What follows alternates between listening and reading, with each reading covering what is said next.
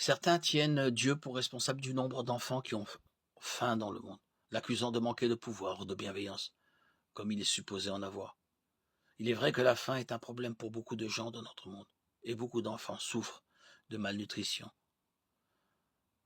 Les organisations rapportent que plus de 3 millions d'enfants meurent de malnutrition chaque année dans les pays développés. 25% des enfants ont un poids en dessous de la normale et sont sous la menace des effets à long terme de la sous-nutrition. Le problème est réel, mais la Bible nous enseigne que l'amour de Dieu est tout aussi réel. Pour toutes les questions que nous pourrions avoir à propos de Dieu, il nous a donné lui-même sa parole. La Bible dans laquelle il nous fournit des aperçus, des indices et des réponses. Jésus nous a appris que les enfants sont importants aux yeux de Dieu. Celui qui accueille en mon nom un enfant comme celui-ci m'accueille moi-même. Si quelqu'un devait causer la chute de l'un de ces petits qui croient en moi, il vaudrait mieux qu'on lui attache au cou une de ces pierres de meule que font tourner les ânes et qu'on le précipite au fond du lac. Matthieu 18, 5, 6. Puis au verset 10, Jésus a déclaré « Ne méprisez pas un seul de ces petits, je vous l'assure. Leurs anges dans le ciel se tiennent constamment.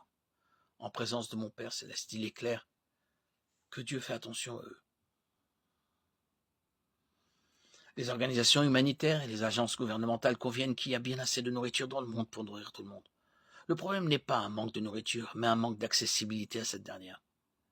Avec suffisamment de nourriture dans le monde pour nourrir toute la population, la faute n'en incombe pas à Dieu. La faute en revient plutôt à la nature corrompue de l'homme.